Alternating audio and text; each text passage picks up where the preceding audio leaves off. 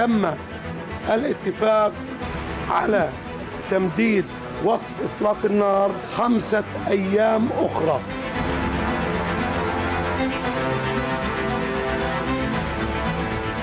Just as you wouldn't put America and ISIS on the same moral plane, you'd never put Israel and Hamas on the same moral plane. And the fight that you fight is the fight against terror.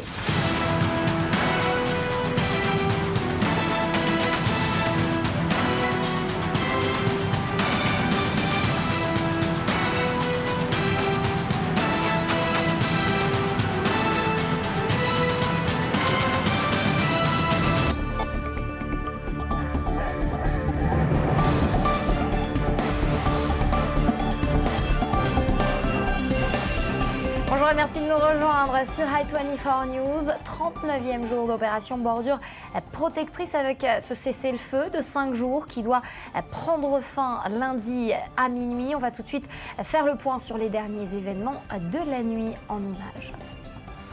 Ils étaient plus de 10 000 à se réunir hier soir place Rabin à Tel Aviv pour participer à un rassemblement de solidarité avec les habitants des localités proches de la frontière avec la bande de Gaza. Ils ont été les plus touchés par les tirs de roquettes du Hamas ces dernières semaines et ces 14 dernières années.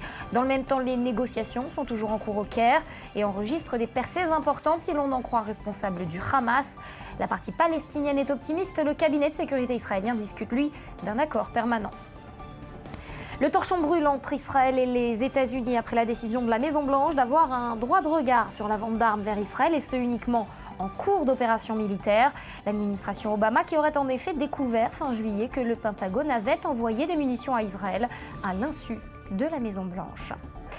Un pas historique pour l'Irak. Selon l'ONU, le Premier ministre irakien sortant Nouri al-Maliki a annoncé qu'il abandonnait le pouvoir 3 jours après la désignation de son successeur, alors que le pays ne parvient toujours pas à contenir l'offensive djihadiste.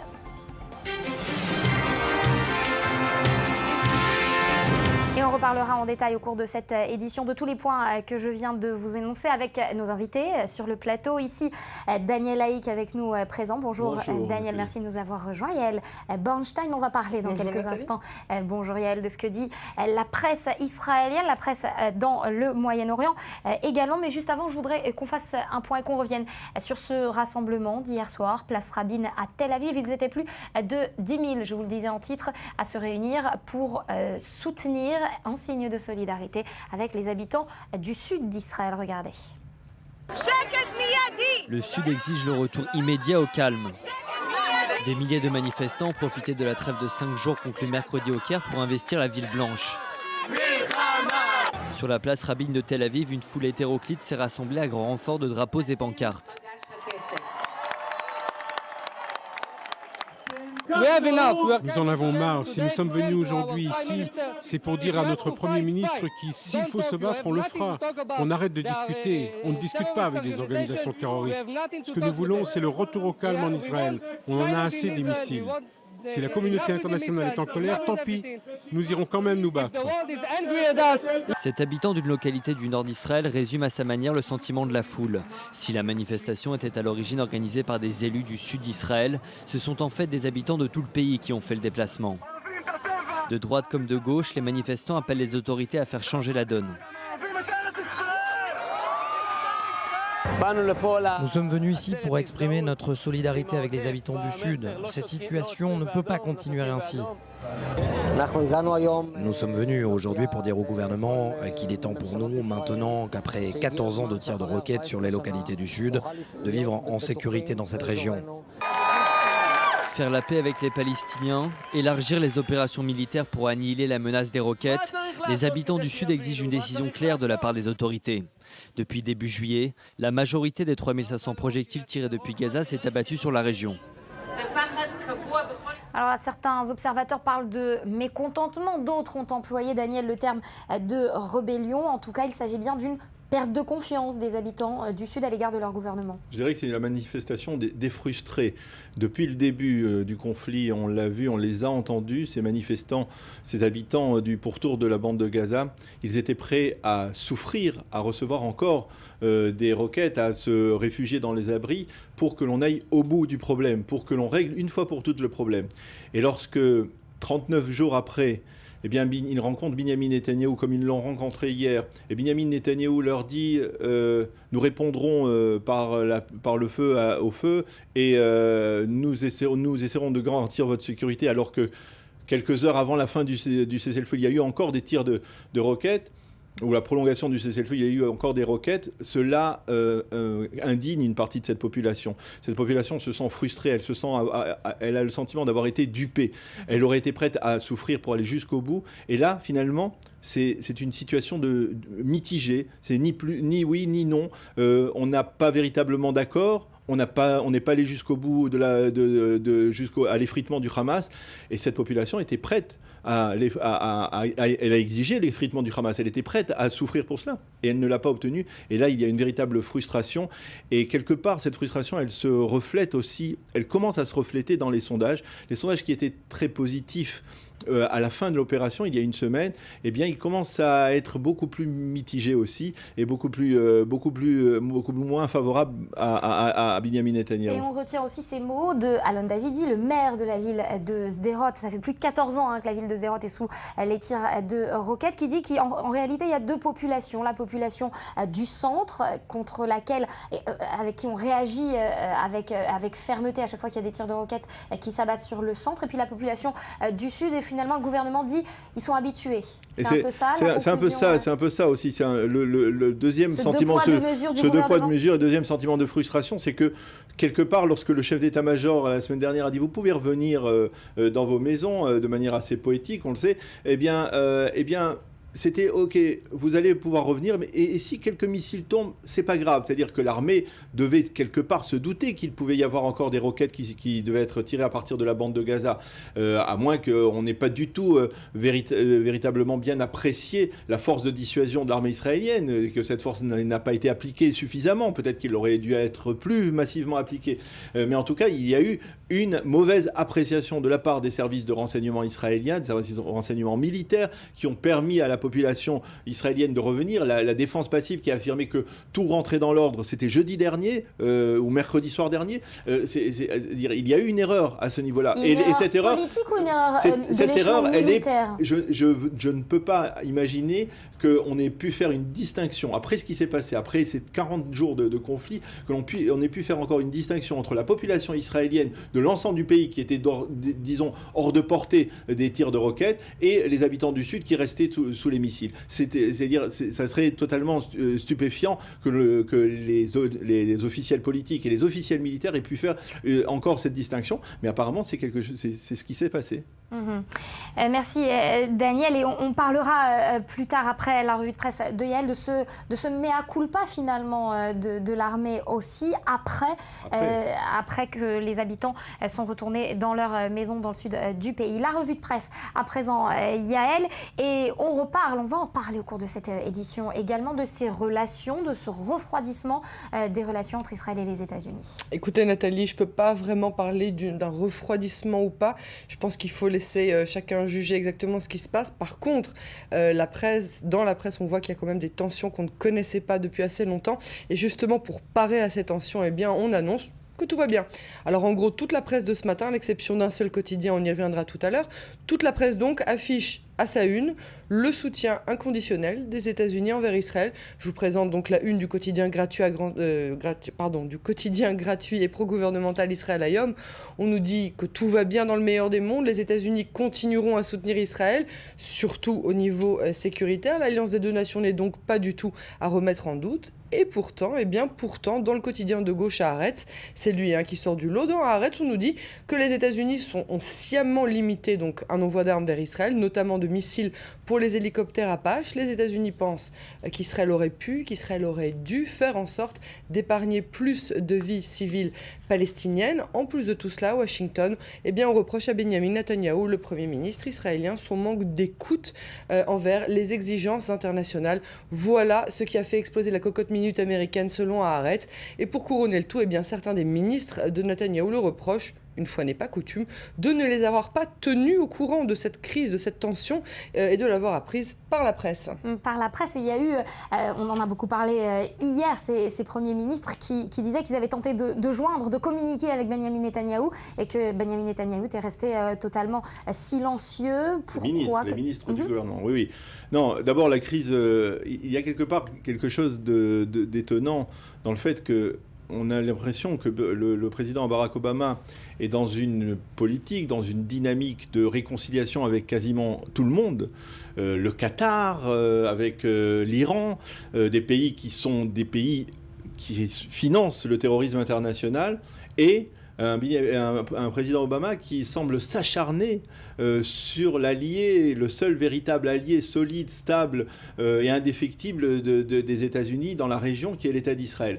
Il est vrai qu'il y a, c'est connu depuis plusieurs années, il y a une crise personnelle, de confiance personnelle entre Benyamin Netanyahou et Barack Obama, mais il est étonnant et stupéfiant qu'elle puisse déteindre sur l'ensemble des relations diplomatiques entre les deux pays.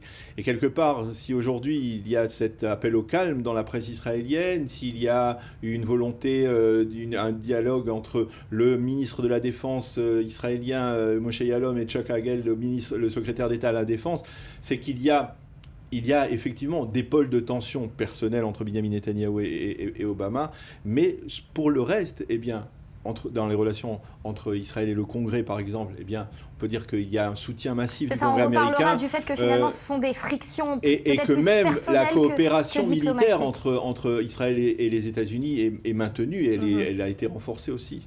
Et on continue. Yael a parlé de cette trêve, finalement, ce cessez-le-feu qui est en cours, avec un accord qui est en cours de signature au Caire.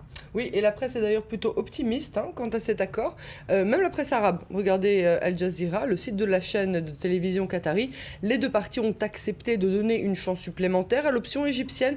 Plus de temps pour commencer, puisque la trêve a été prolongée, je vous le rappelle, de 5 jours supplémentaires. Alors, Al Jazeera rappelle quand même un début plutôt houleux, où les roquettes se sont remises à pleuvoir sur le sud du pays, ce qui a obligé Israël à riposter par des frappes aériennes dans l'enclave de Gaza. Cette nouvelle trêve est encore à l'essai, mais si elle n'est pas violée, eh bien, ce sera la plus longue depuis le début des hostilités. Et puis, ce n'est pas un secret pour qui que ce soit. La condition sine qua non d'Israël envers les Palestiniens, c'est évidemment le désarmement immédiat de la bande de Gaza. Eh bien, à l'Aram, le quotidien égyptien en langue anglaise a l'air d'y croire. Le siège israélien serait levé immédiatement si les Palestiniens se désarment. Et quand je dis les Palestiniens, je veux parler bien entendu du Hamas et des autres factions terroristes en place. C'est aussi l'avis du secrétaire d'État américain John Kerry, qu'on voit ici en photo avec Netanyahou.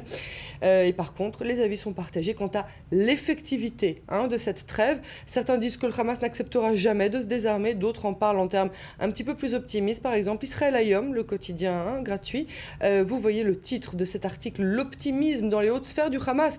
On pense que la trêve présente est durable et qu'elle pourra se transformer en cessez-le-feu sur le très long terme. Les grandes lignes d'un accord ont déjà été entérinées et on espère qu'un accord solide sera mis en place donc dès lundi matin. Alors justement, on parle de percée, ou en tout cas le Hamas parle de percée significative. Qu'est-ce qu'on sait concrètement des grandes lignes de cet accord ? Eh bien justement, dans Haaretz, le quotidien de gauche, tout d'abord, c'est à souligner, ce sera l'accord le plus précis et le plus détaillé qui ait jamais existé entre Israéliens et Palestiniens, encore plus détaillé que l'accord d'Oslo. Tout d'abord, le Hamas devra reconnaître la délégation palestinienne et la laisser gérer les négociations. Le blocus sur l'enclave palestinienne sera levé si le calme revient de manière certaine, et la question de l'ouverture d'un port et d'un aéroport pourra être de nouveau réétudiée, une fois de plus uniquement si la surveillance y est accrue de telle manière qu'il n'y ait plus de livraison d'armes ou de missiles vers l'enclave palestinienne.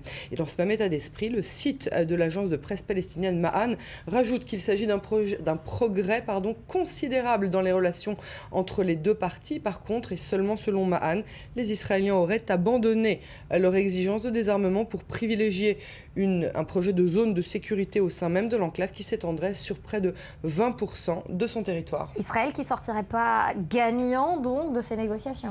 C'est ce qu'a l'air de penser aussi cette journaliste gazaoui. Regardez cela dans Ynet, la version online du quotidien à grand tirage de Yediot Aharonot. Cette journaliste dit au micro de Ynet que malgré le désastre et la dévastation de Gaza, pour elle et pour la population de l'enclave, c'est Israël le grand perdant de cette guerre. Israël n'arrivera pas à ses fins selon elle. La pression internationale obligera Israël à se replier sans avoir obtenu la démilitarisation de Gaza. Puis pour terminer, je voudrais vous montrer cette caricature dénichée dans le quotidien à Haaretz. On voit Netanyahou qui étudie les unes après les autres les prolongations des trêves qu'il lui propose à tour de rôle ses ministres, ses militaires, des prolongations de la trêve, des prolongations de la trêve et encore des prolongations. Il n'a pas l'air de s'y retrouver. Merci Yael pour ces explications en reprenant un vocabulaire du football presque, si on voulait en rire. Merci à vous d'avoir été avec nous.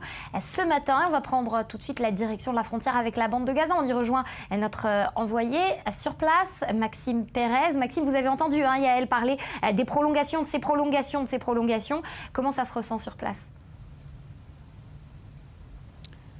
Eh bien, ces prolongations, elles ont d'abord mené finalement à un retour au calme puisque les habitants tout simplement vaquent à leurs occupations sans presque se soucier de cette menace qui plane au-dessus d'eux, d'une possible reprise des hostilités qu'on évoque encore et encore après ce 12e cessez-le-feu qui est en place. Si on ajoute bien sûr ces cessez-le-feu humanitaires qui se sont déroulés pendant les combats, cette trêve cette fois-ci, elle va s'étendre jusqu'à lundi, 5 jours d'arrêt des hostilités, mais on entend évidemment le son de cloche évidemment des factions palestiniennes auxquelles est attentif la population du sud d'Israël. Il y a quelques heures, le numéro 2 du djihad islamique a déclaré que même si aucun accord n'était trouvé ou que cet accord avec Israël ne convenait pas au djihad islamique, eh bien il est possible que cette faction décide tout simplement d'arrêter de combattre, ce qui prouve que vraisemblablement l'heure n'est plus à la reprise des hostilités et que cette motivation qui était très forte il y a encore quelques jours au sein du Hamas et du djihad islamique ne semble plus se ressentir aujourd'hui, ce qui donne un sentiment de confiance évidemment aux habitants d'Israël, même si sur le fond il y a encore beaucoup de critiques émises à l'égard du gouvernement. On l'a encore vu hier soir avec cette manifestation, place Kikarabine à Tel Aviv, et même si évidemment il n'y a encore aucune garantie quant au réarmement ou pas des organisations palestiniennes de la bande de Gaza, évidemment en premier lieu le Hamas. Merci Maxime Pérez, donc en direct de la frontière avec la bande de Gaza. Et cette donnée, Daniel, elle est importante. Le djihad islamique qui finalement renoncerait aux armes. Parce que même le Hamas semble aussi aller dans ce sens, même si apparemment il y aurait des progrès dans les négociations au Caire, qui d'ailleurs qui sont interrompus jusqu'à samedi soir et qui reprendront samedi soir jusqu'à lundi soir. Donc il y aura 48 heures intensives de négociations. Il faudra voir si on arrive à un accord. Mais même s'il y a des progrès qui sont intervenus, le Hamas n'exclut pas le fait que finalement on aille de cessez-le-feu en cessez-le-feu, qu'on aille progressif de manière...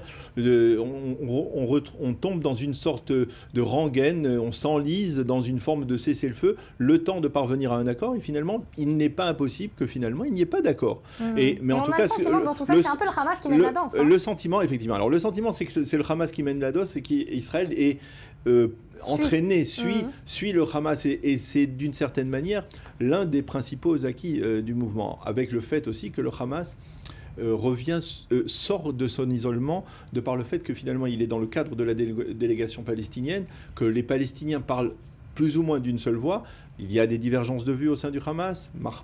Khaled Mashal n'est pas favorable à un accord. Il voudrait, lui, durcir les positions du mouvement, mais il est à Doha confortablement installé, on le sait, et il n'est pas certain que finalement il arrive à obtenir gain de cause à ce niveau-là.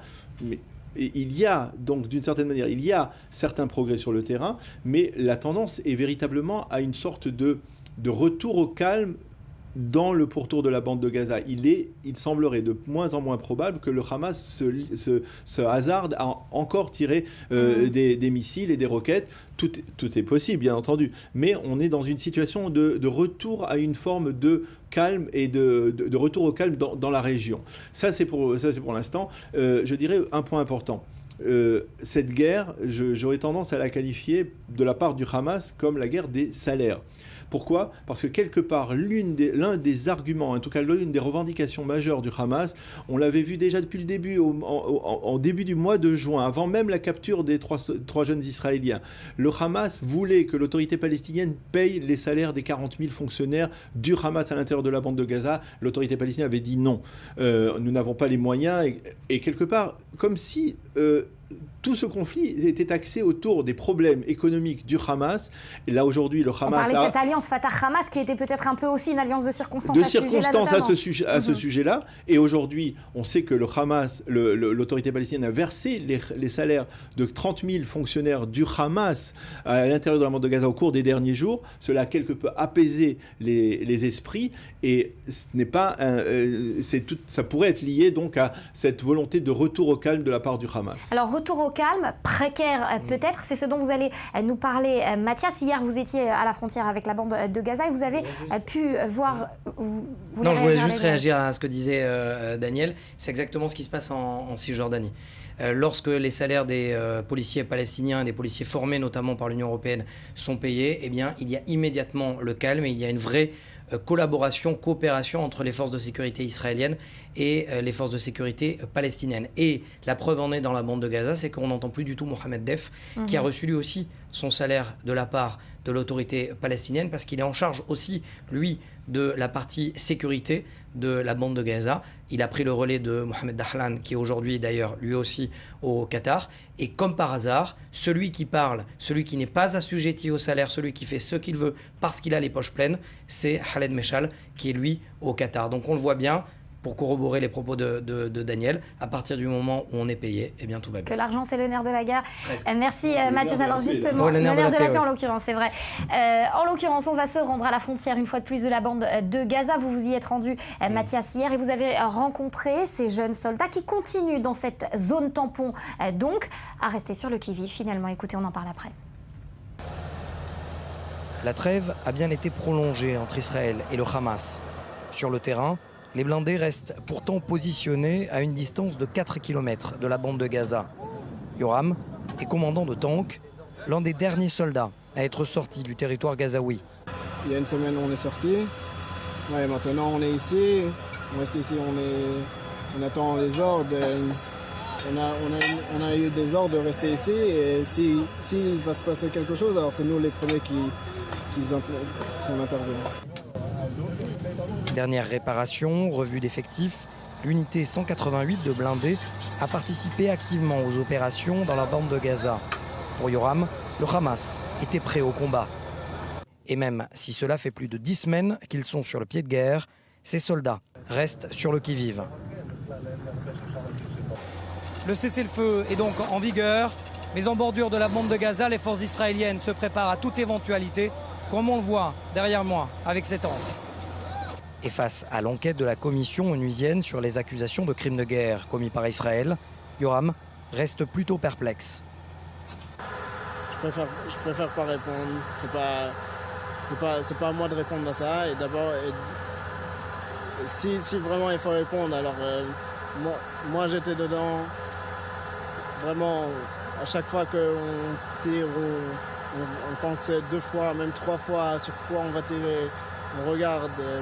Si c'est vraiment quelque chose qui nous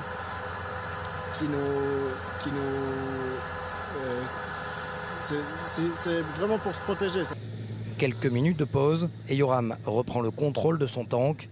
Direction la frontière avec la bande de Gaza. Et une question, Mathias, sans faire de politique fiction. C'est le dernier week-end de la guerre bordure protectrice? Impossible de le savoir. Je pourrais m'appeler Merlin l'Enchanteur si je connaissais la réponse. Non, sincèrement, ces jeunes-là, cela fait 10 semaines, parce que ne pas oublier qu'ils ont quasiment préparé cette opération. Lorsque le chef d'état-major, Benny Gantz, prenait la parole et disait « Nous sommes prêts, nous avons proposé tous les plans possibles et imaginables à l'échelon politique pour éventuellement décider d'une incursion terrestre. » Pourquoi on compte 10 semaines? C'est parce qu'ils étaient entraînés. Ils le savaient, ces jeunes tankistes, et ils me l'ont dit, nous étions prêts à intervenir dans la bande de Gaza. Et ce qu'il faut comprendre, c'est que ces jeunes-là, lorsqu'ils me disent ça fait 10 semaines qu'ils sont là, ils n'ont pas forcément envie de rentrer. Lorsqu'ils le disent, on attend les ordres, on attend peut-être patiemment les ordres, mais pour la plupart d'entre eux, j'en ai vu par exemple une dizaine, lorsque l'information leur est parvenue à savoir, toi, tu sors et tu rentres à la maison, ils ont mis quasiment, sans mentir, 2 minutes. 2 minutes à prendre leur pactage, à rentrer dans la voiture et rentrer à la maison. Parce que bien évidemment, ils n'en peuvent plus. On n'est pas dans une logique de guerre dans cette zone tampon. Ces jeunes-là ne sont pas dans une politique militariste. De toute façon, ils ne font pas de politique.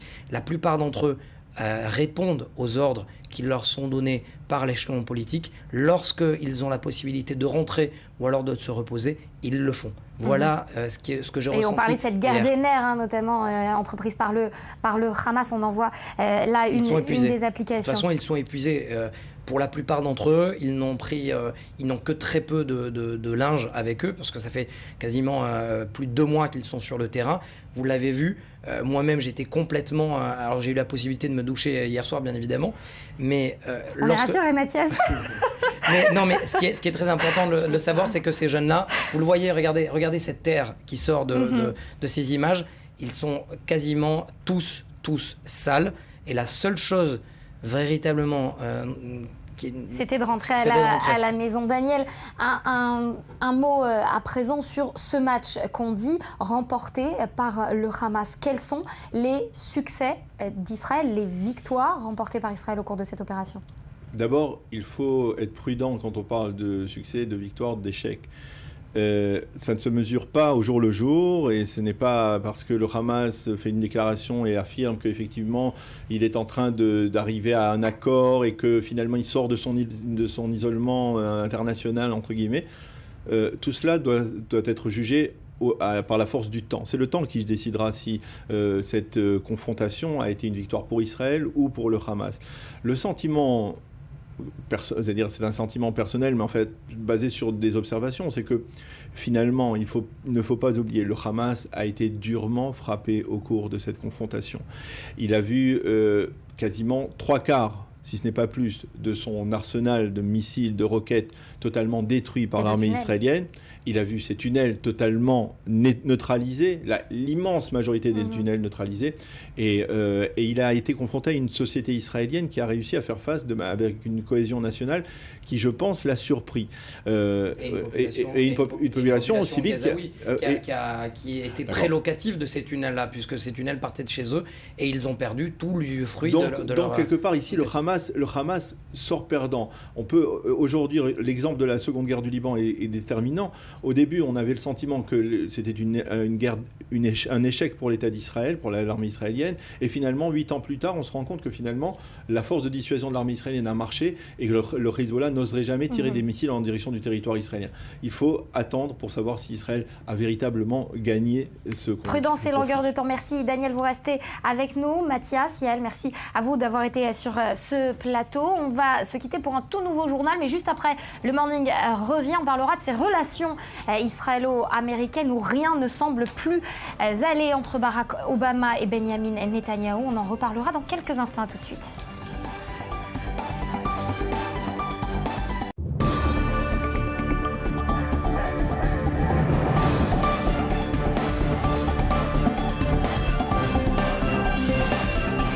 Sur le plateau du Morning d'i24 News avec moi, nous a rejoint Michel Kishka. Bonjour Michel, merci d'être avec nous en ce matin particulier, qu'on sait en tout cas très particulier pour vous. On en parlera dans quelques instants. Daniel Haïk, vous êtes toujours avec nous sur ce plateau. Alors, on vous le disait lors de nos précédentes éditions, mais le torchon brûle de plus en plus entre les États-Unis et Israël, et notamment avec cette décision de la Maison-Blanche d'avoir un droit de regard sur la vente d'armes vers Israël, et ce uniquement en cours d'opération militaire. L'administration américaine aurait en effet découvert fin juillet seulement que le Pentagone envoyait des munitions à Israël à l'insu de la Maison-Blanche. On va tout de suite faire le point en images, on en reparle juste après. On croyait les relations entre Israël et les États-Unis au plus bas. Mais même ce constat s'est avéré trop optimiste. Les liens autrefois inébranlables entre Jérusalem et Washington ne cessent de se fragiliser. Depuis le début de l'opération Bordure Protectrice, la tension monte entre les deux alliés. Remarques désobligeantes, échanges d'accusations, appels téléphoniques envenimés. La Maison-Blanche et le bureau du Premier ministre israélien ont du mal à s'entendre. Ce jeudi matin, le Wall Street Journal révèle un nouveau rebondissement. La Maison-Blanche aurait annulé un convoi de missiles air-sol commandé par Israël. Washington continuera cependant de livrer les missiles du système de défense Dôme de fer, mais de grandes quantités d'armes offensives sont fournies à Israël par voie militaire, une transaction qui échappe bien souvent au contrôle de la classe politique américaine. Or, certains dirigeants s'inquiètent face aux dégâts causés aux civils palestiniens. Les États-Unis ainsi que nos amis et alliés craignent profondément les risques d'une escalade et de la perte d'encore plus de vies innocentes. La crise de Gaza n'est que la dernière d'une longue série de batailles diplomatiques opposant l'administration Obama au gouvernement de Netanyahou. Mais cette fois-ci, le malaise semble présager une rupture particulièrement profonde. La tendance est inquiétante et nous ne devons pas la laisser s'installer.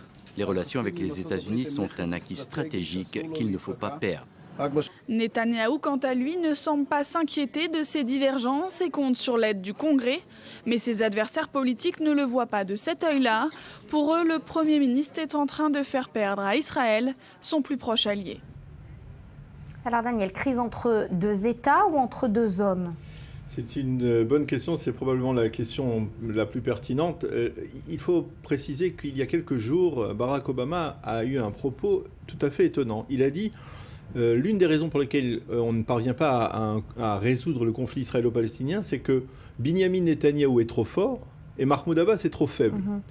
Alors est-ce que Barack Obama serait dans une perspective d'affaiblir Binyamin Netanyahou pour essayer peut-être, avec deux leaders affaiblis, de régler le conflit israélo-palestinien? Mais la question subsidiaire, c'est est-ce que finalement le président américain n'est pas là en train de vouloir affaiblir Israël, pas seulement Binyamin Netanyahou, pour essayer parce que peut-être quelque part pour les États-Unis, à travers le conflit que nous venons de vivre ici, l'État d'Israël s'est comporté un peu comme on va dire en hébreu on dit le birion, c'est-à-dire un peu le voyou du coin, le voyou régional, le caïd régional. C'est-à-dire que aux missiles et aux roquettes tirées par les Palestiniens, eh bien Israël a répondu de manière, entre guillemets, disproportionnée, en déstabilisant toute la région. Et est-ce que c'est pas trop simple les États-Unis voudraient peut-être résumer les choses de cette façon, cette vision très manichéenne du conflit? C'est probablement, encore une fois, une mauvaise lecture de la part du président américain. Et cette mauvaise lecture, ce n'est pas la première, et elle a abouti au fait que finalement, les États-Unis, dans cette région, ont une situation de plus en plus précaire. Regardez, il y a des négociations actuellement au Caire pour un accord de cessez-le-feu ou un accord de règlement. Et regardez la position des États-Unis. Ils sont en retrait. Les Américains ne sont que des observateurs. Ils n'imposent aucune solution. Ils ont perdu toute leur crédibilité auprès de l'Égypte. Ils ont parié sur le mauvais cheval. Les États-Unis ont parié sur le Qatar, sur l'alliance Qatar, Turquie et Hamas. Ils se sont trompés. Ils auraient dû, depuis le début, parier sur l'Égypte. L'Égypte ne leur a pas pardonné. Cette semaine, on a vu que les Égyptiens sont allés chercher une nouvelle alliance, un renforcement de leur alliance avec la Russie. Ils ne prennent pas de gants comme les Israéliens lorsqu'ils voient qu'ils se sentent trompés ou presque trahis par l'alliance traditionnelle qu'ils avaient avec les États-Unis. Et là, quelque part, il y a une mauvaise lecture de la part des États-Unis. Et je dirais que Binyamin Netanyahou peut-être voit un peu plus loin. Il voit les élections du mi-terme en novembre prochain, au cours desquelles peut-être que le Sénat va passer du côté républicain et qu'il y a le président américain va être affaibli. On a le sentiment que quelque part dans l'environnement, dans l'entourage de Binyamin Netanyahou, on se dit il faudra attendre encore 2 ans qu'une nouvelle administration arrive, mais il ne faut rien attendre de véritable de la part du président américain, même si, sur le fond, eh bien, les relations entre les deux pays restent les mêmes. L'amitié entre les deux pays reste les mêmes. J'ai parlé tout à l'heure de relations sécuritaires, militaires entre le Pentagone et le ministère israélien de Défense. Ça reste le même. il y a un véritable problème au niveau de l'approche de Barack Obama. Ce n'est pas nouveau. Depuis le début, Barack Obama a des préjugés envers Benjamin Netanyahou. Ces préjugés lui ont été inculqués, lui ont été introduits par une partie de certains responsables de la gauche israélienne ici, des gens comme Yossi Beilin, qui depuis le début disaient que Netanyahou est un homme que l'on peut sur lequel on peut faire pression. Il y a eu à chaque fois une maldonne de la part des Américains envers Benjamin Netanyahou, et Benjamin Netanyahou est toujours là. Alors avant de reparler de cette maldonne, Daniel, je voudrais votre réaction au propos de Hillary Clinton cette semaine. Elle tacle Barack Obama alors qu'elle était sa dauphine, elle aussi. Oui. Alors là, c'est peut-être une réaction politique, des calculs politiques. C'est-à-dire, Barack Obama est sur la fin de son mandat. Il n'a plus besoin de l'aide des richissimes juifs américains qui ont financé ces 2 campagnes électorales. Il est peut-être dans une position où il n'a plus rien à perdre, et il affirme clairement quel est son objectif politique, son objectif stratégique pour les États-Unis. On le voit depuis un an, c'est très clair. Hillary Clinton, elle, par contre, est dans une dynamique où elle a besoin d'un soutien de la part de la communauté juive américaine, des donateurs juifs américains. C'est pas quasiment la clé d'une victoire, au moins dans le camp démocrate. Et ces déclarations sont en fonction de cet objectif. Quand on parle de dommages collatéraux lors d'une guerre, eh bien, c'est probablement le couple Obama-Netanyahou qui en a souffert aussi au cours de cette opération bordure protectrice. C'est l'objet de votre premier dessin, Michel. Oui, moi je dirais, pour répondre à Daniel, que je ne vois pas les choses de la même manière. C'est une façon polie de dire que je ne suis pas d'accord. Par exemple, le premier point que vous souleviez à propos de est-ce que Barack Obama essaierait d'affaiblir Israël ou Bibi Netanyahou, je pense que Bibi Netanyahou fait très bien ça tout seul. Oui. Il n'a pas besoin de l'aide d'Obama pour s'affaiblir. Il s'est beaucoup affaibli et il est totalement enivré des chiffres des sondages, et c'est ce qui va le perdre. Parce que finalement, c'est vrai que le peuple s'est réuni autour de Tsahal, pas autour du gouvernement, autour de Tsahal, parce que ce sont nos enfants, ce sont nos petits-enfants qui sont sur le front. Mais finalement, cette guerre, elle va être un échec israélien. Elle est en train de se dessiner comme un échec israélien. Et c'est aussi peut-être une bonne chose pour la suite. Je ne dis pas que c'est encore une mauvaise chose. Et c'est vrai que c'est très difficile en temps réel, au jour le jour, de faire l'analyse des résultats d'une guerre. Un échec, Michel, aussi peut-être dans les relations entre Israël et les États-Unis. Oui, et vous l'avez dessiné. Vous voulez en venir à ce premier dessin, effectivement, c'est vrai. Moi, je pense que mon point de vue, c'est que un des dégâts collatéraux les plus importants de cette guerre, c'est vrai, à part la destruction dans Gaza, dans lesquels il y a eu beaucoup de dégâts collatéraux qu'on aurait préféré éviter, nous, en tant qu'Israéliens, c'est les relations entre Israël et les États-Unis. Et c'est pas tellement... C'est vrai que c'est personnel entre Bibi Netanyahou et Barack Obama, mais je pense que ça dépasse de loin cela. Et je pense que c'est un grand danger. C'est un grand danger par rapport à l'avenir proche. Je pense que...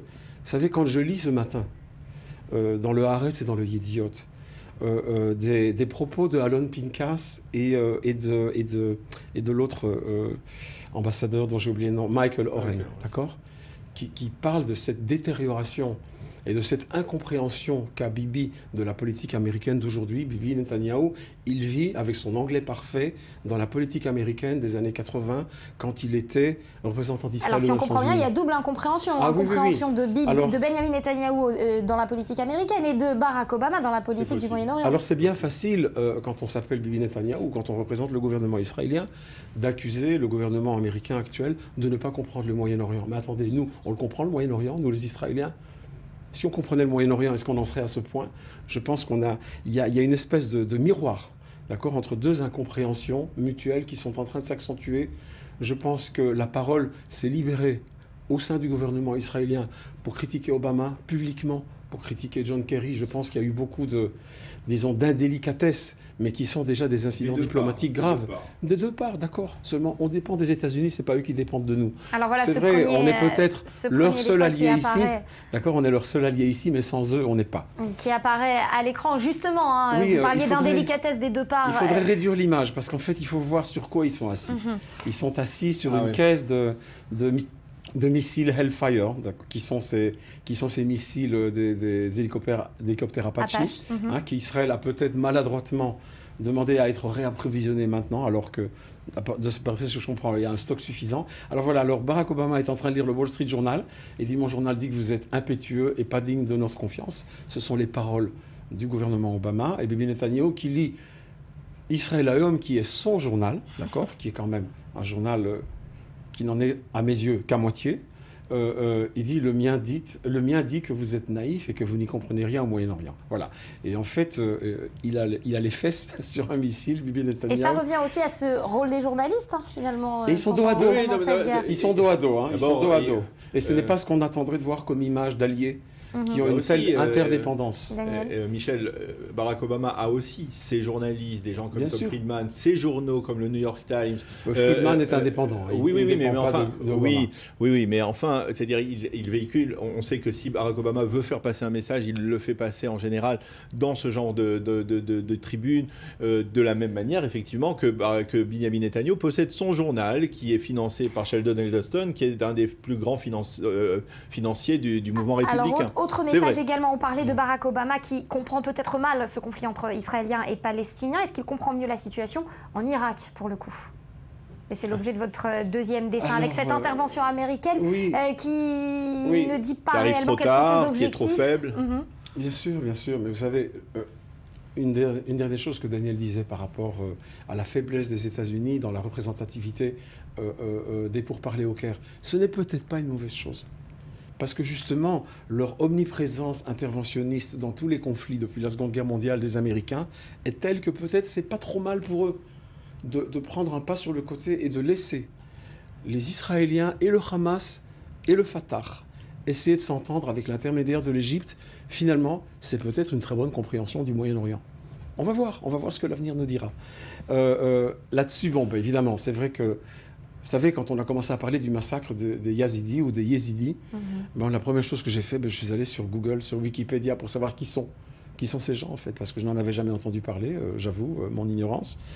Et c'est pour ça que j'ai fait ce dessin. Mais finalement, vous savez, si les Américains n'étaient pas intervenus, premièrement, en tout cas, pour apporter du ravitaillement à cette ethnie massacrée de l'État islamique d'Irak, finalement, ni l'Angleterre ni la France n'auraient suivi, parce que l'Europe, ils sont complètement paralysés au niveau de leur politique étrangère.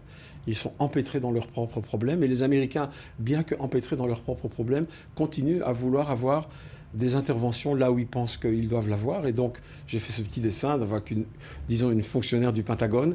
Et j'ai dessiné, c'est la première fois que je dessine Obama en costume militaire.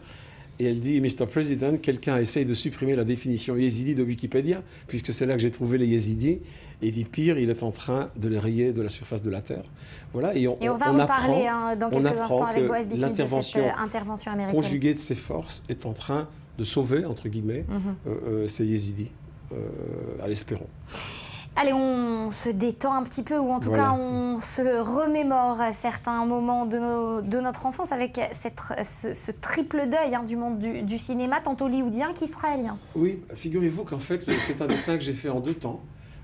J'ai d'abord fait un dessin à la mémoire de Menachem Golan, qui est quand même un des pionniers du cinéma israélien. C'est vrai qu'il a fait pas mal de navets, mais d'un autre côté, son hyperactivité cinématographique, tant ici qu'à Hollywood, a contribué au développement du cinéma israélien. Et c'est finalement de là que sont nées beaucoup de choses. Et aujourd'hui, le cinéma israélien est apprécié, est prisé, est primé dans le monde entier. Donc j'ai voulu lui rendre hommage. Il n'y avait pas les tableaux au mur. Et une fois ce dessin fait, du cercueil de Menachem Golan posé sur sa chaise de metteur en scène, finalement on a appris et le décès de Lauren Bacall, et quelques jours après, le triste suicide de Robin Williams. Et finalement, j'ai ajouté ces portraits dans ce dessin pour essayer de montrer, on est dans une semaine où, en parallèle de tous ces événements graves dont nous sommes en train de parler, il y a quelques deuils qui ont frappé le monde du cinéma, dont Bon, il y en a 2 qui sont morts de vieillesse, qui est ce que je nous souhaite à tous, et un qui a mis fin à ses jours, qui est quand même très triste. Et voilà, je les ai mis tous les 3 dans un même dessin. Vous leur avez rendu hommage ce matin. Merci beaucoup, Michel, d'avoir été avec nous ce matin. Merci à vous également, Daniel. Restez avec nous. On marque une courte pause juste après à suivre un tout nouveau journal. Et puis ensuite, on parlera de l'Irak. C'est Boaz Bismuth qui viendra donc décrypter la situation sur place avec cette annonce d'Al-Maliki qui accepte donc de quitter son poste de Premier ministre.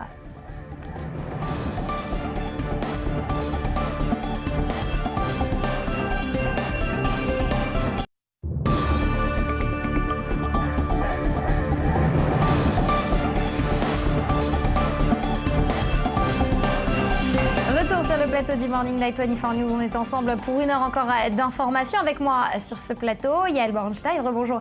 Et Yael, merci de nous avoir rejoints à nouveau. Et Boaz Bismuth. Boaz, vous êtes remonté ce matin. On sent déterminé à faire le point sur certaines situations. Alors, on va parler de la presse israélienne dans quelques instants.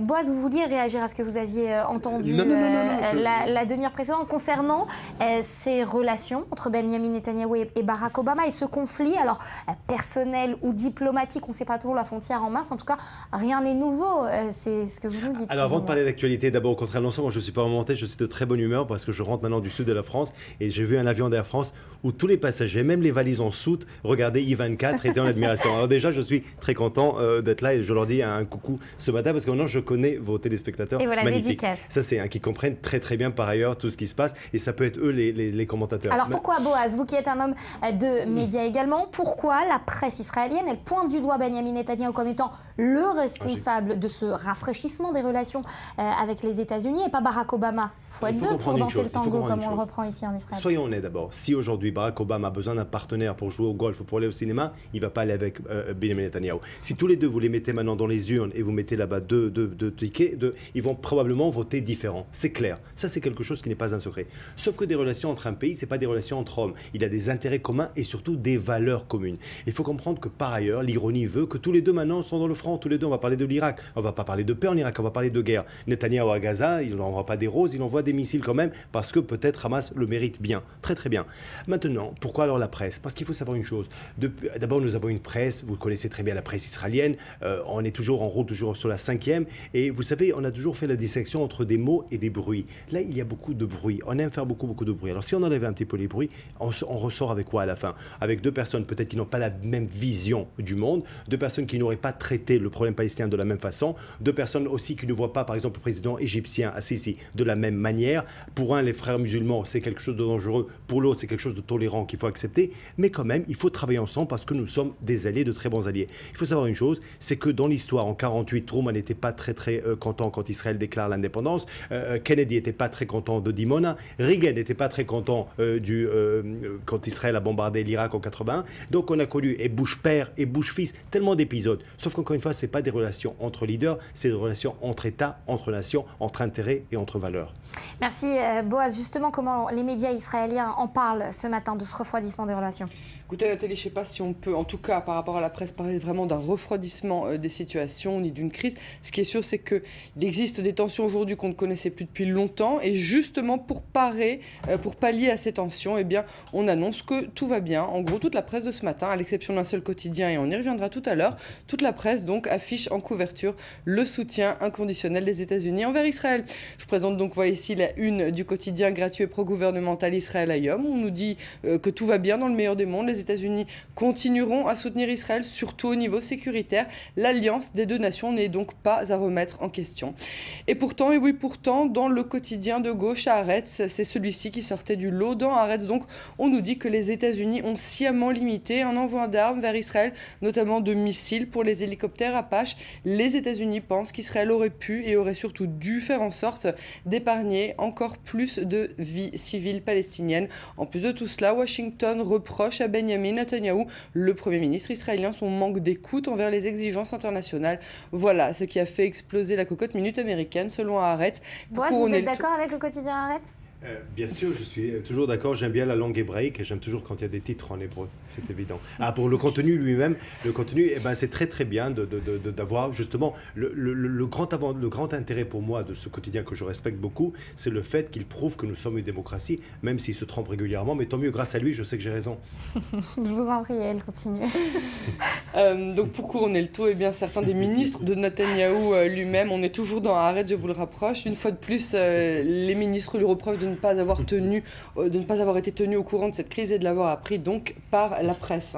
Alors malgré tout, on est tout de même, j'ai du mal à reprendre mon sérieux avec Boaz et cette déclaration. Ce sera la déclaration du jour, Boaz. On parle tout de même d'une trêve, alors de plus ou moins long terme. En tout cas, quelque chose est bien en train de se négocier. Chacun est libre de décider s'il veut y croire ou s'il n'y croit pas, mais la presse en général est plutôt optimiste. Même la presse arabe, regardez Al Jazeera, que Boaz aimerait encore plus que Haaretz. Le site de la chaîne de télévision qatari, les deux parties ont accepté de donner une chance supplémentaire à l'option égyptienne.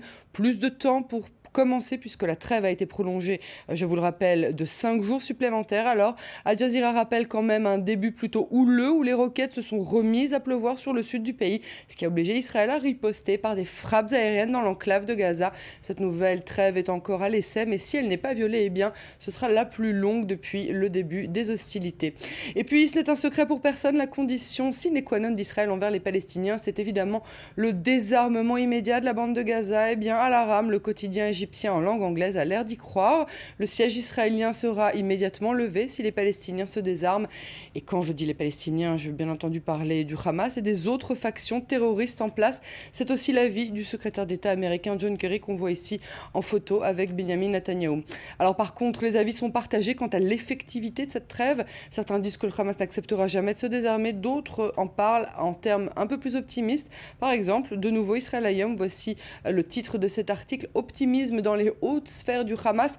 On pense que la trêve présente est durable et qu'elle pourra se transformer en un cessez-le-feu sur le très long terme. Les grandes lignes d'un accord ont déjà été entérinées et on espère qu'un accord solide sera mis en place dès lundi matin. Alors justement, quelles sont-elles ces grandes lignes d'un cessez-le-feu ? Justement, on nous en parle de nouveau dans Haaretz. Tout d'abord, et c'est à souligner, ce sera l'accord le plus précis et le plus détaillé qui ait jamais existé entre Israël et les Palestiniens. Encore plus détaillé que l'accord d'Oslo. Tout d'abord, le Hamas devra reconnaître la délégation palestinienne et la laisser gérer les négociations. Le blocus sur l'enclave palestinienne sera levé si le calme revient de manière certaine et la question de l'ouverture d'un port et d'un aéroport pourra de nouveau être étudiée une fois de plus uniquement si la surveillance y est accrue de telle manière qu'il n'y ait plus de livraison ni d'armes ni de missiles envers l'enclave palestinienne. Et dans ce même état d'esprit, le site de l'agence de presse palestinienne Ma'an ajoute qu'il s'agit d'un progrès considérable dans la relation entre les deux parties. Par contre, et seulement selon Ma'an, les Israéliens auraient abandonné leur exigence de désarmement pour privilégier une zone de sécurité au sein même de l'enclave et qui s'étendrait sur près de 20% de son territoire. Et du coup, si on devait tirer les conclusions de cette guerre, il semblerait qu'Israël ne sorte pas vraiment vainqueur de cette opération. De nouveau, ça dépend à qui on pose la question. En tout cas, c'est ce qu'a l'air de penser cette journaliste gazaoui. Regardez-la dans Ynet, la version online du quotidien Grand Tirage, Yediot Aharonot. Cette journaliste dit au micro de Ynet que malgré le désastre et la dévastation de Gaza, pour elle, la population de l'enclave, c'est Israël le grand perdant de cette guerre. Israël n'arrivera pas à ses fins. Selon elle, la pression internationale l'obligera à se replier sans avoir obtenu la démilitarisation de Gaza. Et puis pour terminer, je voudrais vous montrer cette caricature dénichée dans le quotidien Haaretz. On voit Netanyahou qui étudie les unes après les autres ces prolongations de trêve que lui proposent tour à tour ses ministres et ses militaires, des prolongations de la trêve, des prolongations de prolongations qui prolongent les prolongations. Il n'a pas l'air de s'y retrouver et nous non plus. Et avouez, Yael, que quand vous parlerez d'Haaretz dorénavant, vous retiendrez cette formule de Boaz. Boaz, le Hamas perdant, le Hamas vainqueur, Israël perdant de cette opération. D'abord, on voit prolongation. Souvenez-vous, il y a quelques semaines, il y avait la Coupe du Monde. Dommage qu'il n'y a pas des tirs au but et là, on aurait fini avec cette histoire. Mais pour être sérieux, alors, gagner, perdre la guerre. Vous savez, Petraeus, le général Petraeus, on va parler d'Irak dans quelques instants je pense, et il avait écrit toute une nouvelle doctrine des guerres, et cette nouvelle style de guerre, est-ce que vous pouvez réellement les gagner? Il se pose cette question dans ce travail, le général Petraeus, et c'est vrai, on voit très bien les Américains... Ces conflits asymétriques, ils exactement. Donnent aussi des résultats Alors vous avez des conflits asymétriques, vous avez bien sûr une organisation terroriste en face de vous, vous avez une population très dense, vous avez des missiles d'un côté qui protègent des civils, de l'autre côté des civils qui protègent des missiles. Vous avez en plus le champ pour manœuvrer devient de plus en plus restreint. Vous avez une communauté internationale très très difficile à manœuvrer. Vous avez une démographie aussi dans l'Occident qui a beaucoup changé. Et comme c'est vraiment des démocraties, il faut tenir compte de cette même démographie. Tout s'est fait. Et vous avez aussi le rôle des médias, évidemment. Et on sait très bien les rôles des médias, à quel point ils sont partis pris. Je regardais là, je rentre de France, où je lis, et je suis assez choqué de voir Gaza, ville martyre. N'exagérons rien. Il y a des limites à ce que l'on peut quand même lire et écrire. Sauf que quand vous ouvrez par exemple Paris Match pour ne pas les citer, et vous voyez cette malheureuse photo de Palestinienne morte qu'on va enterrer, oui, cette photo, même moi en tant que père israélien, pas seulement ça me gêne, ça me peine énormément. Je suis profondément attristé, et en plus je culpabilise parce que c'est quand même moi. Donc c'est bien sûr qu'ils sont responsables, mais qu'on le veuille ou pas, c'est quand même moi qui l'ai fait. Et là, pourquoi je vous raconte tout ça?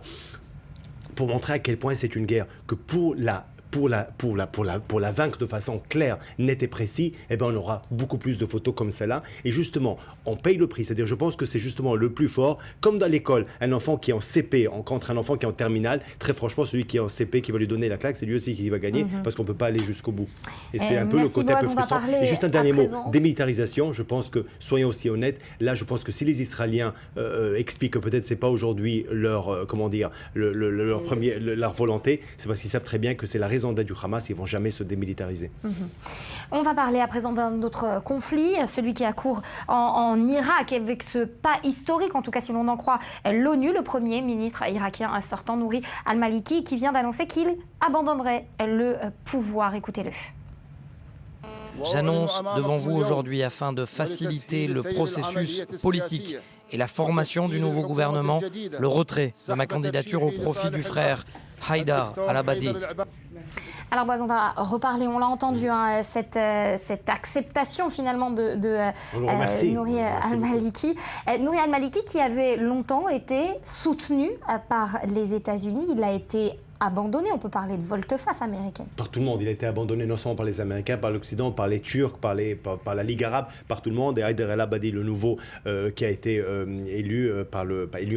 nommé par le président, tout de suite a reçu, si vous voulez, le soutien. Alors, il faut savoir une chose, c'est que les Américains, leurs alliés, ceux qu'ils ont choisi, Nouri al-Maliki en Irak, on va parler de lui parce que c'est l'Irak, et même Karzai en Afghanistan, eh ben, très franchement, n'ont pas fait leur travail, assez corrompu dans le cas de Karzai. Dans le cas de Nouri al-Maliki, il a fait la plus grosse erreur. C'était laquelle justement? C'était trop vite mettre en avant les sunnites et les chiites et mettre complètement à l'écart les sunnites en oubliant qu'ils avaient quand même, si ce n'est pas des capacités de gouverner, des capacités de nuisance. Et justement aujourd'hui, on voit cette coalition ô combien dangereuse pour les sunnites aujourd'hui en Irak. Nous voyons bien sûr le pays islamique, avec l'État islamique, rappelons-le, sont des sunnites. L'État islamique, d'abord primo, qui prend les armes des Américains et qui ont le soutien des sunnites anciens de Saddam Hussein. Donc cette coalition aussi contre nature pour l'instant, mais qui fonctionne très bien, et les sunnites, et ça c'est un travail de Nouri al-Maliki, qui les a vraiment mis droit au mur. Donc s'il fallait justement reconstruire déjà les États arabes, déjà, la notion d'État dans le monde arabe aujourd'hui est en crise. Alors, ajouter à cela un pays comme l'Irak,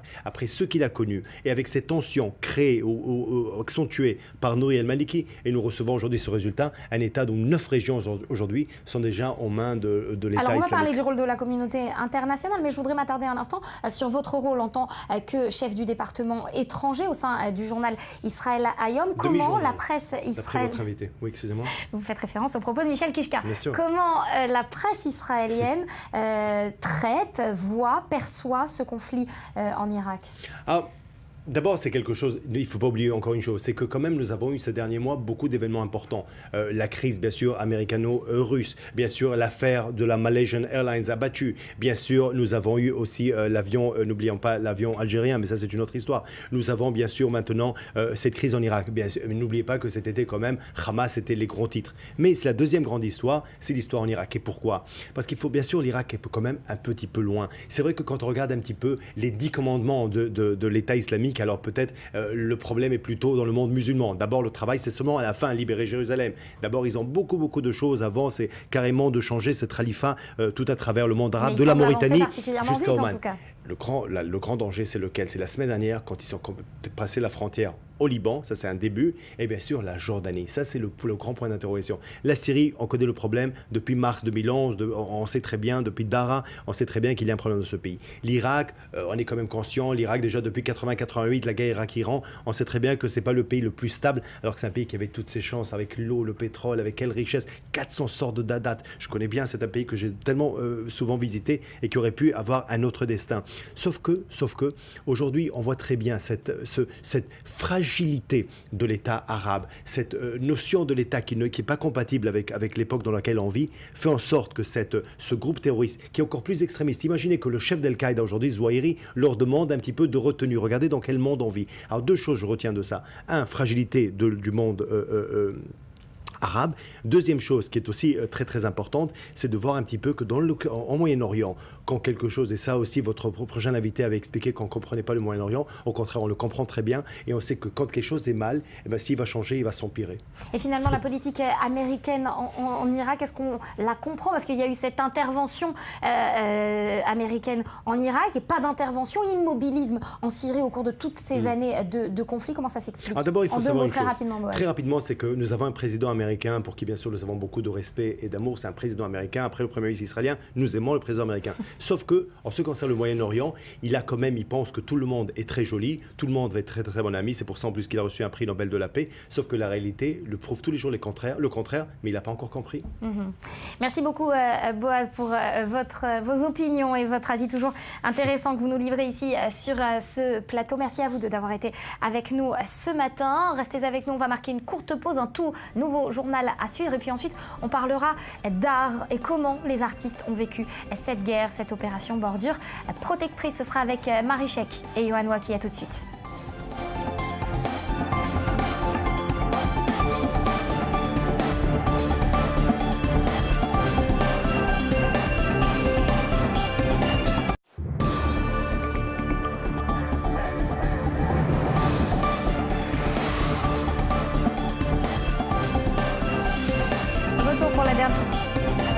Sur i24 News, merci à vous de nous être fidèles. Avec moi sur ce plateau, Marie Chek. Bonjour, ça fait du bien de vous retrouver, Marie, sur ce plateau. Yohan Waki, merci à vous de nous avoir rejoints ce matin. Alors, on va se détendre un peu dans quelques instants en parlant d'une expo au musée de Tel Aviv, In Conversation.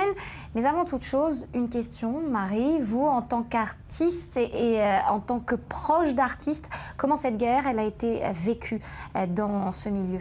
Alors, je ne suis pas artiste, je le dis et le redis. Je suis commissaire d'exposition. Proche d'artiste. Je pense que ça a été traumatisant pour la prochaine année. C'est-à-dire que quand on s'est parlé en début juillet, j'avais déjà préparé tous mes programmes de l'été. Ça devait être light, léger, des couples d'artistes. J'avais préparé 8 couples d'artistes. Et on avait l'intention de parler beaucoup d'amour. Oui, d'amour, légèreté, voilà, on ne se casse pas la tête. Et je crois que le jour où j'ai commencé à le faire, j'ai eu un premier couple magnifique, Guidi et Cilia, de Londres. Et puis la guerre a commencé, et puis c'est le néant, c'est juste... on est vidé. Est-ce que dans des moments comme ça, les artistes que vous rencontrez, ils continuent à créer ou au contraire, ils marquent une pause dans leur création? Ils se posent beaucoup de questions, ils se posent pourquoi ils existent. Parce que l'artiste, pendant la guerre, du coup, qui en a besoin? Qui va avoir de l'art? À quoi ça sert? Qu'est-ce que je vais exprimer entre une sirène et une autre? Alors, il y a certains moments où justement, vous nous parliez de... on l'a souvent dit sur ce plateau, que l'art que vous représentiez, il était parfois noir, parfois très sombre. Ça aurait pu servir de catharsis, d'exutoire, l'art. Pourquoi là, vous avez eu le sentiment qu'il y a eu une pause? On le saura plus tard. Il y a une perspective historique et sociale. C'est pas sur place qu'on peut savoir les dégâts, les méfaits, le bien-être. C'est vraiment psychologique, je dirais. Mais j'ai écrit un article avec une artiste depuis le premier jour de la guerre. C'était pour une exposition qu'on fait à Londres. Et la fille était tellement affolée. Elle était tellement de côté, elle avait peur. Elle devait créer. L'expo ouvre en Londres, elle doit le faire. Et j'ai passé à travers elle, elle était horrifiée. Ça lui rappelait sa jeunesse. Elle était née en Israël. Elle est née en Israël. Elle a vécu à Jérusalem. Elle se rappelait de tout est remonté. Donc ça a été tellement difficile d'écrire. Chaque mot devenait juste insupportable. Et en Comment même temps, créer dans la peur, dans l'angoisse, en tout cas, c'est ce qui semble avoir été J'aimerais bien penser à le faire cas. une expo dans un an, de voir comment ça a influencé les artistes cet été et de voir les résultats dans un Alors an. allez, on se fait du bien, on part Voilà, à Tel Aviv, voilà. au musée de Tel Aviv, avec cette exposition, et vous vouliez nous en parler. Je voulais en parler parce que d'abord j'ai aimé le nom, En Conversation. Donc c'est déjà une offre, une approche. Faisons la paix, parlons. Conversation, c'est tellement important, j'y crois tellement. En plus, dans une nouvelle aile à Tel Aviv, c'est l'aile Mark Rich qui connecte l'ancien musée de Tel Aviv et le nouveau. Donc c'est très chic, très beau. Déjà, ça aussi, je voulais le montrer. Et puis les œuvres sont absolument magnifiques. Susan Landau, qui était la commissaire de l'art contemporain au musée d'Israël, qui est devenue la directrice du musée de Tel Aviv, a un goût absolument, c'est la reine de l'art contemporain. Et là, ce qu'on voit, c'est les achats, les acquisitions, donc, et les conversations sont entre les œuvres elles-mêmes et l'art israélien, l'art international et l'art israélien. Je vous conseille de voir, parce que là, vous voyez 3 grandes expos. Vous voyez 4... Il y a de la sculpture, Si des on peintures, s'arrête là une l'utilisation de minute, l'espace. au fond, la couleur, vous voyez, c'est Andy Warhol. J'ai pas besoin de raconter, tout le monde sait. Vraiment, on est dans la gloire de l'art et de la publicité. Après, vous voyez tous ces vélos qui monte en l'air comme une sculpture, et c'est Ai Weiwei. Ai Weiwei, l'artiste chinois qui a été emprisonné, qui était contre le pouvoir, qui a fait à la Turbinol, à Tate, il y a un an, je crois, 2 milliards de glibets, de san, et les gens se couchaient dedans, en porcelaine. Et puis, en face de lui, tout bouge dans la télévision. Là, on a un artiste qui s'appelle Guy Benner, qui ouvre aussi une expo à Londres et qui a représenté Israël à la Biennale il y a 8 ans, et qui a construit, il s'est déguisé en Herzl, le créateur de l'État d'Israël. Il a mis une barbe, en maillot, genre israélien. On voit tout au fond de l'exposition, voilà, sur c'est lui. sur cette image. Et il a construit, il a été acheté à Ikea des do-it-yourself, et il a construit son pays, son île, son matelas. Et donc, tout le film représente comment on vit dans un igloo, comment on peut s'inventer un... Et c'est une métaphore avec Herzl qui a créé ce petit igloo qui est Israël. C'est assez intéressant, c'est magnifique. Et en face, il y a un artiste jeune, Tamir Lichtenberg, qui a pris des objets connus, des déjà-vus, et il les a installés, il a réagi au travail de Guy Benner. Donc, c'est comme si que les œuvres flottaient dans l'air, un peu, je traduirais ça comme un tableau de Miro, mais le tableau de Miro, c'est un 2 dimensions, et là, c'est en 3 dimensions. Regardez, c'est très aéré. C'est ça le goût de notre Susan Landau. Très spatial. Alors, on a beaucoup parlé d'hommes, notamment avec cette référence à Herzl. Parlons un peu de femmes, et notamment Annette Messager également, qui expose à Tel Aviv. Notre artiste française, peut-être préférée, c'est honteux de le dire, mais je l'avoue. C'est la femme de Christian Boltanski, féministe. Et elle a beaucoup œuvré pour la place de la femme dans l'art. Tout à fait, vraiment, en France et même dans le monde. Et elle expose un travail, un des travaux qui sont passés avant, s'appelle Mes secrets. Et donc, elle installe ses secrets dans des petites photos. Elle fait des photos des gens qu'elle aime, elle fait des photos de parties de corps qu'elle aime, elle fait des photos des cris qu'elle fait, et elle les accroche. Et elle a ses secrets réunis. Et c'est juste tellement communicatif parce que c'est tellement sensible et tellement beau. Annette Messager, c'est une des plus grandes de l'art contemporain. Là, nous avons Matthew D. Jackson qui vit à New York en haut, et c'est comme un cache. Vous voyez, c'est des fils comme ça sur le toit. Et c'est une sculpture, c'est un grand sculpteur qui est révolutionnaire, tout jeune, et qui montre là une sorte de cache-rêve, comme on dit à l'Amérique. Vous savez, il y a des cache-rêves. Le Dreamcatcher, voilà. C'est l'attrapeur de rêves. Voilà, et ça baigne dans toute l'histoire. En face, à côté de Andy Warhol, nous avons Vic Muniz, qui a eu justement une superbe expo au musée Tel Aviv, un artiste brésilien qui a même fait un film sur les gens très pauvres au Brésil il y a 5-6 ans, et qui fait des très pauvres. Voilà, nous voyons Annette Messager sur la gauche avec ses secrets.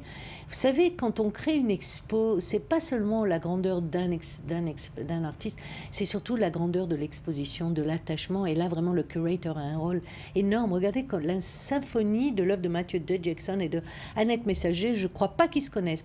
Pourtant, à droite... L'harmonie des œuvres, en fait, les unes à côté des autres. Et ces artistes qui ne se connaissent pas forcément, et voilà. en tout cas qui et se on est en conversation. Voilà, tout à fait. Et puis, il faut que ce soit aéré. Les gens n'ont pas compris. Bess is less. Et là, regardez comme c'est beau, George Condo, énorme artiste, en conversation avec Andy Warhol. Et la couleur, je crois que c'est la seule... Et puis, il y a c'est une sculpture, là, devant, qui les regarde. Donc, il y a comme on crée une performance dans l'espace de cette nouvelle aile que je conseille de voir. Et vous savez, c'est des expos que j'ai eu l'habitude de voir ou bien en dehors, en France, à New York, ou bien que j'ai beaucoup vu au musée d'Israël. Et grâce... C'est ça, Israël qui ne démérite pas, hein, qui revendique sa place dans l'art international. Toujours. Et en amenant Suzanne Landa, elle a amené ses talents et elle nous a rendu musée Tel Aviv comme musée d'Israël. Donc on en a deux, on n'a pas besoin de prendre la route pour continuer. Donc cette expo qui est en cours en ce moment même à Tel Aviv. Sûrement pour quelques mois. Voilà, Kiefer, je vais terminer avec Kiefer, l'artiste allemand qui a commencé sa carrière en Israël, qui a ouvert le nouvel musée de Tel Aviv il y a quelques années et qui parle beaucoup de l'Holocauste, des péchés de son pays. Vous voyez les trains, vous voyez. Mais lui-même n'étant pas juif, mais qui fait un énorme hommage toute sa vie à la culture et au... Voilà donc pour cette exposition In Conversation, en conversation, c'est en ce moment même au musée de Tel Aviv. Merci beaucoup Marie de nous l'avoir présenté. Je vais m'essayer à une devinette peut-être qu'on fera un peu plus tard, toujours sur l'art, mais on va parler à présent d'art et de consommation et c'est là que Johan entre en scène avec un mariage réussi. Exactement. Alors, Marie parlait de Andy Warhol tout à l'heure, ça continue sur cette lancée. Exactement. Alors, un mariage réussi, en tout cas des œuvres complètement intéressantes. Je vous propose de regarder 3 œuvres aujourd'hui d'artistes anglais avec un premier artiste qui est étudiant au Royal College of Art de Londres. Il s'appelle David Edberg et a créé la Smile Télé. Je vous laisse regarder ces quelques images, on se retrouve juste après.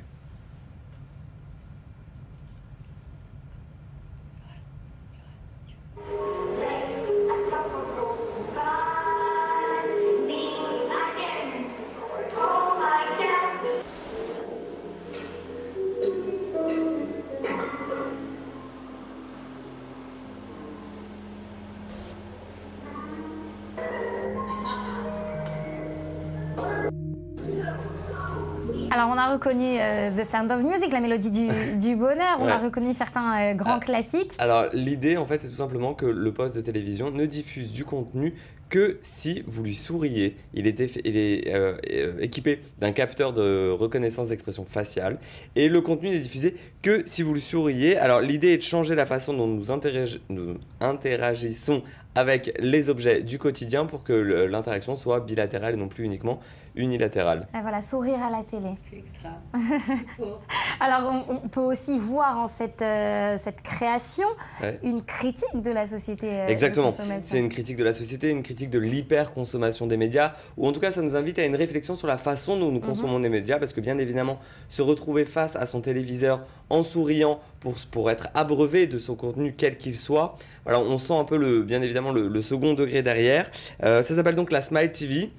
En termes de diffusion de contenu télé, je ne sais pas ce que ça va donner puisque c'est bien évidemment une œuvre d'art. Par contre, il y a beaucoup de marketeurs et de publicitaires qui se sont intéressés à cette idée en se disant que ça pourrait être très intéressant pour le coup de cette nouvelle interaction entre le téléspectateur et le contenu publicitaire qui pouvait être imaginé. Donc voilà, une idée qui en tout cas pourrait avoir paradoxalement des fins commerciales. Il faut qu'on reconnaisse que sur i24 News, ces derniers qui veulent être des stars, et c'est justement le Andy Warhol qui a dit qu'il fallait que chacun de nous ait 15 minutes de gloire. C'est ça. Ça tombe bien. C'est ça. Un deuxième projet. Toujours sur Londres. L'artiste s'appelle... différent.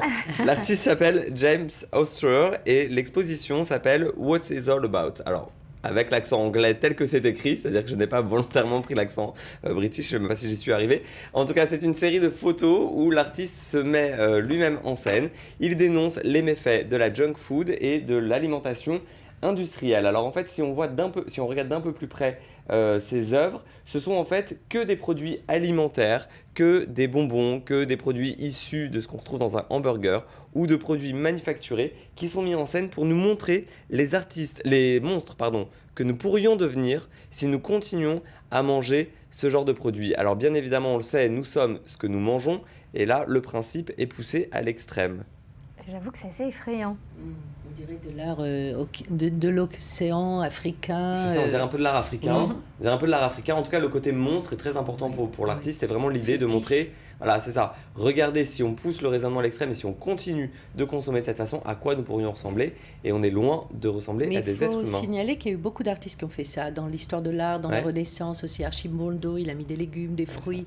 Donc il y a toujours un rapport entre la nature et la culture. Voilà, Archimboldo revisité. Allez, un dernier projet, celui d'une Anglaise qui a recréé tous les produits qu'on trouve dans les épiceries, du coin, on va dire. Alors toujours en lien avec la consommation, cette artiste qui s'appelle Lucy Sparrow s'est dit que les commerces de proximité étaient trop souvent abandonnés au profit des grandes enseignes de distribution ou des enseignes en ligne. Et bien pour y remédier, elle s'est installée dans une épicerie, un petit magasin de proximité d'un quartier de Londres, et y a recréé tous les produits qu'on peut retrouver dans un magasin de proximité classique. Voilà, de la canette de coca au dentifrice en passant par le produit pour laver le sol.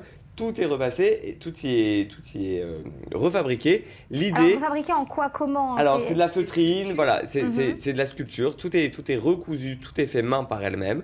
Et l'idée, en fait, est de faire de cet espace un lieu d'échange et de rencontre pour les habitants du quartier, comme ça pouvait être le cas à l'époque, pas si lointaine, des magasins de proximité, en disant que les magasins de proximité étaient le lieu où en fait les gens d'un même quartier se rencontraient, discutaient, se connaissaient, avaient l'habitude de se retrouver. C'est ça, parce que finalement maintenant on fait les courses sur Internet. On fait les courses sur Internet, on fait les courses dans les grands magasins, c'est anonyme, c'est froid, c'est impersonnel. Voilà, donc elle a investi ce lieu, c'est très fort, ça s'appelle The Corner Shop. C'est voilà, très symboliquement bien placé dans un magasin de proximité. Voilà, une initiative qui... C'est aussi un peu pop art, hein. Tout a aussi été fait, les boîtes de Barilla, les cornflakes, les hamburgers, c'est très pop, mais ça joue avec les matières en fait. Merci beaucoup à vous deux pour cette petite pause, mais on va tout de suite reprendre de l'activité sur le terrain en donnant la parole à Maxime Pérez, notre envoyé à la frontière avec la bande de Gaza. Maxime, une courte conclusion de ce week-end qui s'annonce calme, un calme précaire manifestement. Oui, mais atmosphère véritablement de fin de guerre ici, alors que nous sommes au milieu de ce cessez-le-feu de 5 jours. Évidemment, pas de tirs de roquettes, pas d'alerte sur le sud d'Israël. Ce n'était pas arrivé depuis...